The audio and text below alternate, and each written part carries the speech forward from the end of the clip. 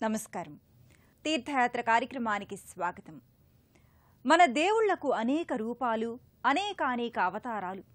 నర మృగ రూపాలలో వెలిసిన దేవుళ్ళు కారణోద్భవులు అని పురాణ గాథలు చెబుతున్నాయి. నర వానర రూపం ఆంజనేయుడు రామకార్యార్థికై కారణజన్ముడు. నర సింహ రూపాన వెలిసిన నారసింహుడు ధర్మ సంస్థాపనకై ఆవిర్భవించిన దైవమే. చెడ్డవాళ్లను శిక్షించటానికి, భక్తులను రక్షించటానికి ఆ మహావిష్ణువే ఈ నృసింహ అవతారం ఎత్తాడని పురాణాలు చెబుతున్నాయి. ఆ నరసింహస్వామి ఉగ్ర రూపంలో వెలిసిన క్షేత్రం కర్ణాటకలోని మద్దూరు క్షేత్ర ఉగ్ర నరసింహస్వామి దేవస్థానం. నేటి తీర్థయాత్రలో ఆ ఆలయాన్ని చూద్దాం.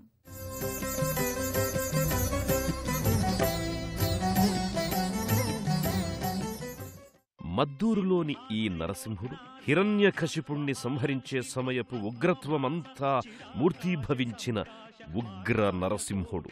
ప్రపంచంలో మరెక్కడా దొరకని అపూర్వ దర్శనమిది. 8 చేతులు 3 కన్నులు ఉన్న త్రినేత్రధారి ఉగ్ర నరసింహుని ఇక్కడ తప్పితే మరెక్కడా చూడనంతటి విలక్షణ దర్శనమిది.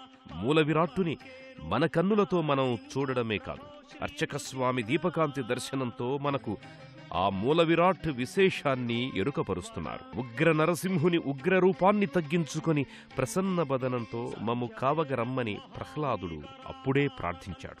నేటి భక్తులు కూడా తమను కాచి కాపాడమని తమ తమ గోత్రనామాలతో ఈ పూజాఫలం తమ వంశంలోని అందరికీ చెందాలని పూజారులతో సంకల్పం చెప్పించుకుని పూజలు చేయించుకుని తీర్థాన్ని ప్రసాదంగా విష్ణువుకి ఇష్టమైన తులసీ దళాలను పుచ్చుకుంటారు.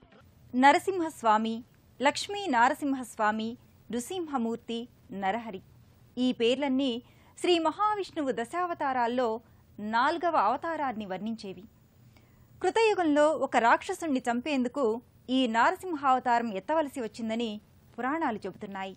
ఏ వైష్ణవాలయంలో చూసినా ద్వారాలకు అటువైపు ఒకరు ఇటువైపు ఒకరు ద్వారపాలకులుంటారు. వారే జయ విజయులు.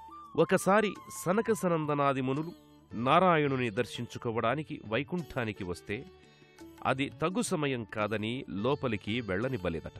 దానికి కోపగించిన వారు జయ విజయులు వైకుంఠానికి దూరమైపోదురుగా కాని శపించినారట. ఆ శాపానికి విముక్తి కోరగా విష్ణుమూర్తి తన భక్తులుగా 7 జన్మలుగాని, విరోధులుగా 3 జన్మలుగాని భూలోకంలో గడిపితే తిరిగి వైకుంఠానికి రాగలరు అని చెప్పాడు.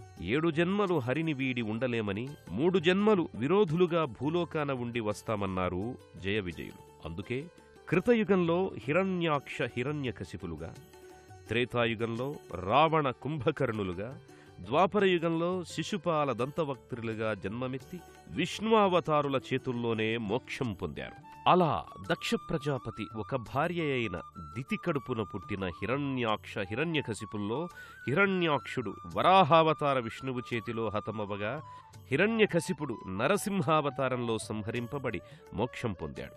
బ్రహ్మ ఇచ్చిన వరం ప్రకారం హిరణ్యకశిపుడు మనిషి జంతువు కాని నరసింహుని చేతిలో పగలు రాత్రి కాని సంధ్యాకాలంలో ప్రాణం ఉన్నవి లేనివి అయిన గోళ్లతో ఇంటా బయటా కాని గుమ్మంలో భూమిపైన ఆకాశంలో కాక నరసింహుని తొడపైన సంహరింపబడి మోక్షాన్ని పొందాడు. ఆ విధంగా హిరణ్యకశిపుణ్ణి సంహరించిన భంగిమలో అదే ఉగ్ర రూపంలో ఉగ్ర నారసింహుడిగా ఈ మద్దూరు ఆలయ మూల విరాట్టు మనకు దర్శనమిస్తున్నాడు. ఆ మూల విరాట్టు రూపం కోపంతో ఊగిపోయిన నారసింహుని 3వ కన్ను తిరునామం కింద ఉంది. హిరణ్యకశిపుని ప్రేగులు తన మెడహారాలుగా వేసుకున్నాడు స్వామి. ఈ మూల విరాట్టుకి పాదభాగాన కుడివైపున ప్రహ్లాదుడు, ఎడమవైపున గరుత్మంతుడు ఉన్నారు. ఇటువంటి దర్శనం మనకెక్కడా దొరకనంత అపురూపమైనది.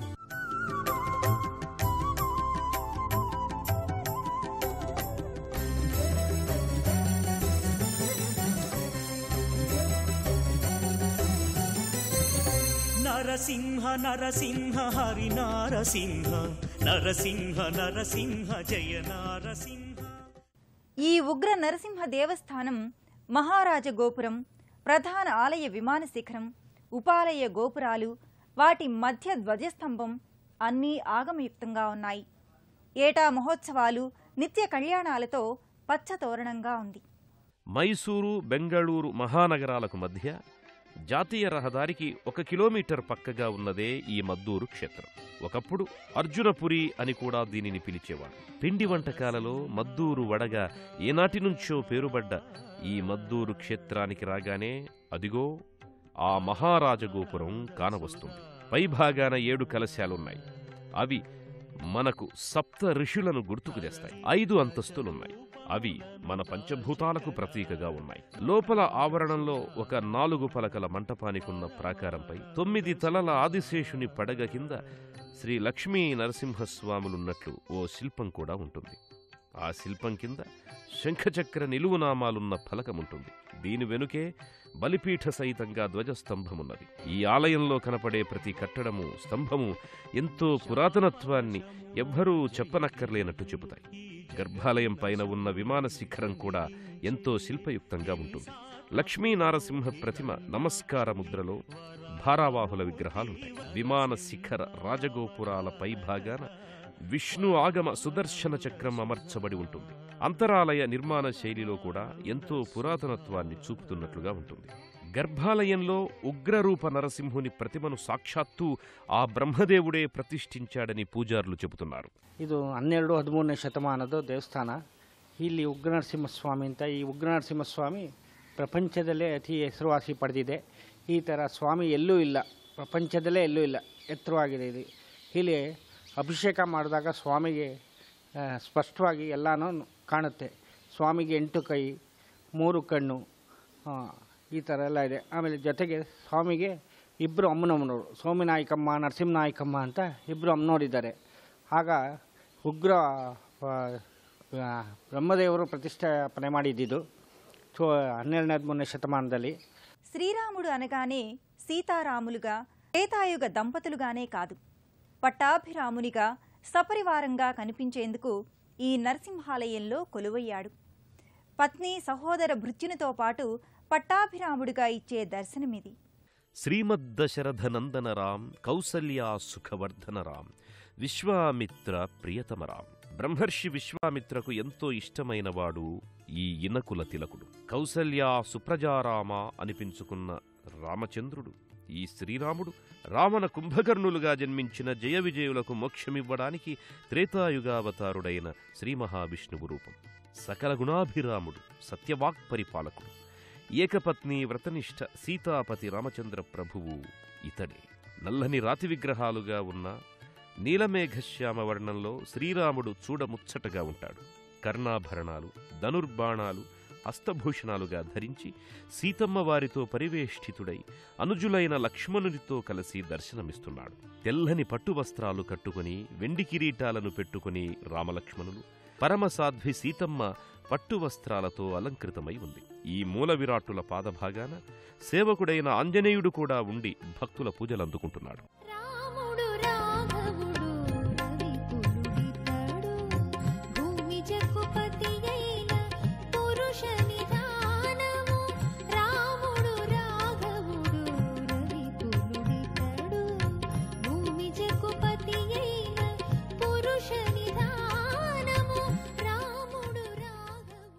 నరసింహుని చెంత లక్ష్మీదేవి కూడా కొలువవ్వడం, లక్ష్మీ నరసింహ అని ఆర్తిగా స్మరించటం మామూలు విషయమే.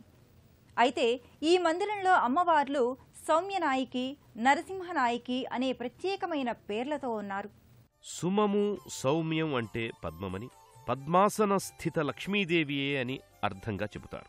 విష్ణుపత్నిగా ఆ లక్ష్మీదేవి నరసింహుని చెంత సౌమ్య నాయకిగా స్వర్ణవర్ణ కిరీటాన్ని పెట్టుకుని తెల్లని పూమాలను కిరీటంపై నుంచి జాలువార్చి పట్టువస్త్రాలను కట్టుకుని నిండు ముత్తైదువగా కనిపించడమే కాదు, నిండు మనసుతో ఆశీర్వదిస్తున్నట్లు అభయహస్తంతో వెలసి ఉన్నది ఈ ఆలయ ఉపాలయాన.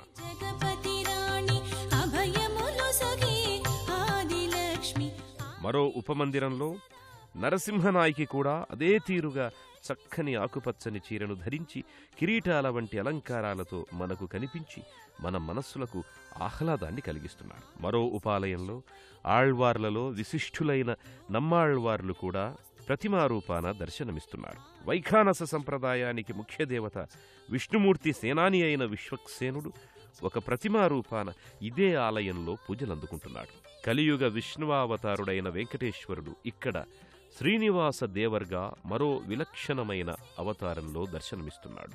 స్వామివారు ఎక్కడైనా కటి వరద హస్తాలతో ఉండగా ఇక్కడ మాత్రం అభయహస్తంతో మనకు ఆశీస్సులు అందిస్తున్నాడు ఈ శ్రీనివాస దేవర్. యశోదాదేవి శిశువు శ్రీకృష్ణ భగవానునికి పాలిస్తోన్న భంగిమలో మనమెక్కడా చూడనంత అద్భుతమైన విగ్రహంగా ఇదే ఆలయంలో ఉండడం విశేషం. వైష్ణవ మతాచార్యుడైన శ్రీరామానుజయ్యర్ని కూడా చూసి తీర్థయాత్రికులు మనసారా మొక్కుకుంటారు. ఇంతటి విశిష్టమైన అరుదైన ఆలయానికి ఎలా చేరుకోవాలి? ఈ ఆలయ దర్శన వేళలేమిటో తెలుసుకుందాం. సుదూర ప్రాంతాల నుంచి వచ్చే తీర్థయాత్రికులకు వీలుగా ఈ ఆలయాన్ని ఉదయం 8 గంటల నుంచి మధ్యాహ్నం 12 గంటల వరకు, తిరిగి సాయంత్రం 5:30 నుంచి రాత్రి 8:30 వరకు తెరచి ఉంచుతారు. మంగళ, శని, ఆదివారాలు సెలవు దినాల్లో ఉదయం 10:30 నుంచి మధ్యాహ్నం 2:30 వరకు, సాయంత్రం 5:30 నుంచి రాత్రి 8:30 వరకు ఆలయం భక్తుల దర్శనార్థమై తెరచి ఉంటుంది.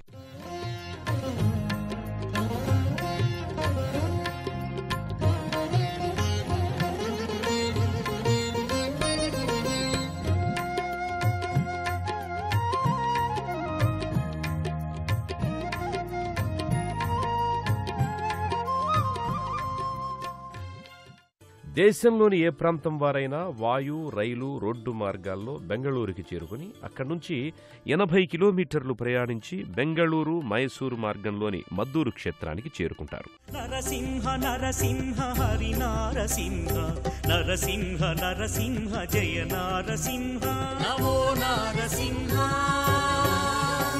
లక్ష్మీ నారసింహ, నమో నారసింహ లక్ష్మీ నారసింహ.